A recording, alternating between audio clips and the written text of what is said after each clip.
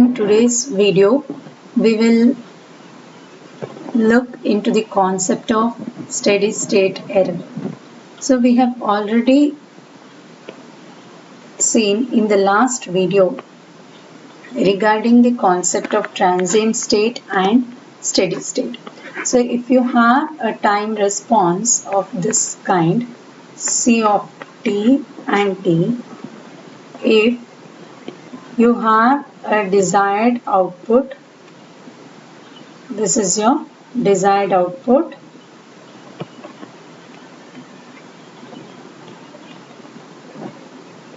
and if you have a actual output, what you have obtained, this is your actual output. The difference between this desired output and your actual output is your steady state error. So this steady state error is seen once the steady state is achieved. So initially you will have the transient state, which is represented by Ct of t, whereas the steady state is represented by Cs of t. So steady state error is the difference between the actual output and the desired output. So in this diagram now we will have a look into the expression. We will obtain an expression for the error signal, which is E of s. So in this diagram, R of s is the reference input, B of s is the feedback signal, C of s is the output signal, G of s is the forward path gain, H of s is the feedback path gain. If from this diagram we can write E of s is equal to R of s minus B of s.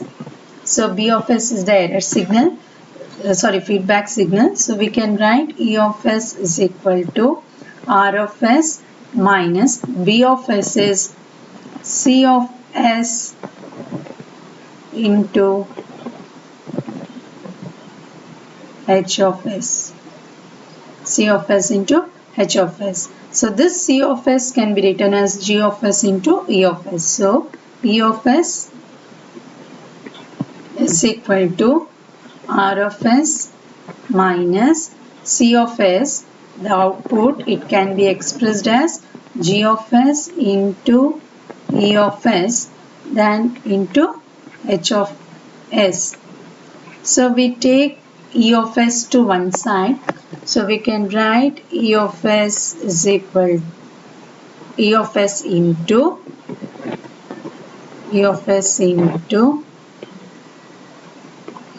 1 plus G of s H of s is equal to R of s. So if you rearrange, you get this expression for E of s. For non-unity, non-unity means H not equal to 1, and if H is equal to 1, you get this expression. So if your feedback signal is positive, right now it is negative feedback. If your feedback signal is positive, then in the denominator we get 1 minus G of s into H of s, or 1 minus G of s. So if it is a negative feedback system, you get positive in the denominator. If it is a positive feedback system, you get negative in the denominator for the expression of E of s, which is the error signal. So the steady state error is the one which we obtain as time tends to infinity. As time goes on increasing, whatever state is that is the steady state. So steady state error is during that time. So the steady state error can be expressed as ESS is equal to limit t tending to infinity E of t. So this is in time domain. We can express it in Laplace domain or frequency domain using the final value theorem. So the final value theorem states that limit f of t as t tends to infinity is nothing but equal to limit s into f of s as s tends to 0. Or your steady state error ESS can be limit E of t as t tends to infinity is equal to limit s into E of s as s tends to 0. So in this expression, we will substitute the expression of E of s, wherein we get limit s tends to 0 s into r of s divided by 1 plus g of s into h of s. So this is for a negative feedback system. If it is a positive feedback system, here the sign goes negative. So if we can conclude that from this particular expression of E of s, your error signal depends on R of s, which is the reference input, its type and magnitude. It is what type of input it is, whether it is a step, whether it is ramp, whether it is parabolic. Those are the equivalent signals which we consider for the practical cases. Next, its magnitude. Next is the open loop transfer function g of s, h of s, and it also depends on the non-linearities of the system. Non-linearities in the sense it can be some friction, it can be any other kind, saturation, backlash. So those kind of any non-linearities which exist in the system. We have seen that the standard test signals which we use are step, ramp, impulse, parabolic signals. So first we will look into what is the effect of a step input on the steady state error. So the step input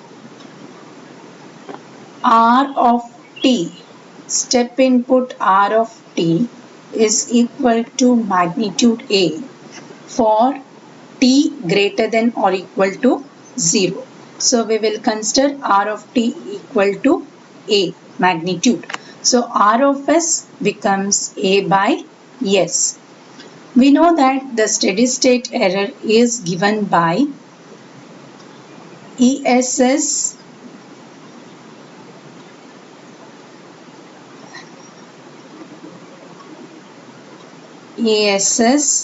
is equal to limit s tends to 0 E of s, s into E of s. So substituting that here, we have limit s tends to 0 s into E of s is R of s divided by 1 plus g of s into h of s. So substitute R of s as A by S.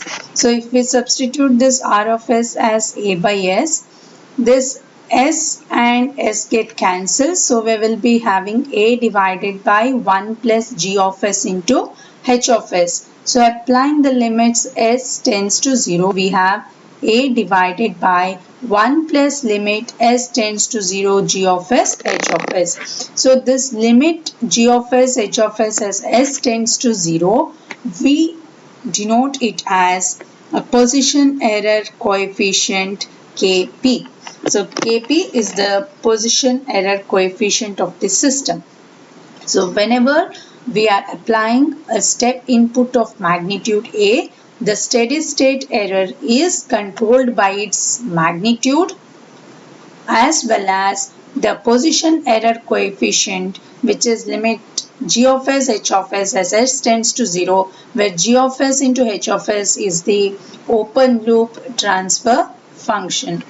Open loop transfer function. So we can write the corresponding steady state error as ESS is equal to A divided by 1 plus Kp. So this is Kp. This is what we get the equation as. So you can see the observe the waveform where A is the magnitude of the input and we have an oscillatory response over here, and the steady state error is equal to A divided by 1 plus Kp. Next, we will have a look into what happens to the steady state error if we apply a ramp input of magnitude A. We know that the ramp input is, it increases as the time increases. So we can see a linear line over here. So this R of s is equal to A by s square. So in the expression for steady state error, if you substitute R of s as A by s square, this R of s is equal to A by s square, then you will be remaining with ESS, you will be having ESS is equal to limit S tends to 0 on substituting R of S as A by S square, we get ESS is equal to limit S tends to 0 1 by S plus S into G of S H of S. So substitute the limit S 0, you get ESS is equal to A divided by S G of S H of S as limit S tends to 0. This is called as the velocity error coefficient represented by KV.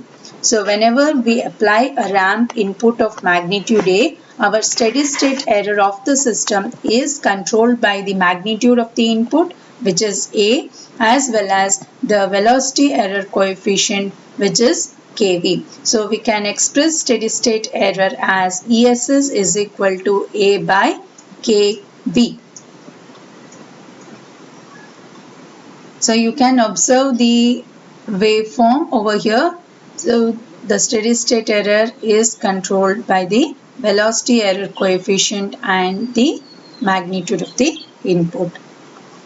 Next, we have a parabolic input of magnitude A. So this is our input over here.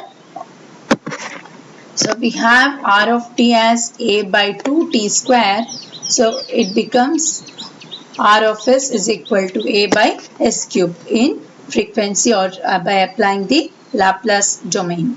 So substitute A by S cube in this, A by S cube over here. So you get S plus S square G of S H of S in the denominator. Sorry, S square plus S square G of S H of S in the denominator. So substitute S the limit, you get ESS is equal to A divided by S square G of S H of S. So this is called as the acceleration error coefficient. So whenever we have the steady state error, whenever we are going to find the steady state error for a parabolic input, the error is controlled by the magnitude of the input, which is A, and the acceleration error coefficient, which is Ka. So ESS is equal to A by Ka. For an impulse input, we are not finding the steady state error, as you know that the impulse response is, it's only for 0, the magnitude is equal to A. So we obtain the steady state error only for step input, ramp input and the parabolic input.